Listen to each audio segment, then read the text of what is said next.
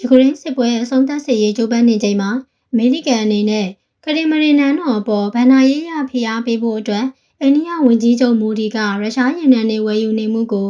ရပ်တန့်မှုအတွက်သဘောတူညီထားကြောင်းသမ္မတဒေါ်နယ်ထရန့်ကပြောလိုက်ပါတယ်။ရုရှားစီကရေနံတွေကိုအိန္ဒိယကဝယ်ယူနေမှုအားအချိန်တိုအတွင်းရပ်တန့်သွားမယ်လို့မိုဒီကအမှားခံထားကြောင်းလည်းပြောကြားခဲ့ပါတယ်။ပြီးခဲ့တဲ့လကအမေရိကန်သမ္မတကသူ့ရဲ့ကုန်သွယ်ရေးစစ်ပွဲမှာရုရှားရေနံတွေအားအိန္ဒိယဘက်ကဝယ်ယူနေမှုကိုမကြိုက်နှစ်သက်ပဲနယူးဒေလီကခုခံနေတာကြောင့်တမန်ရေးတင်းမာမှုဖြစ်ပေါ်နေပါတယ်။ထို့အပြင်ရုရှားစီကရေနံတွေနဲ့လက်နက်တွေဝယ်ယူနေမှုအတွက်အိန္ဒိယရဲ့ကုန်ပစ္စည်းတွေအပေါ်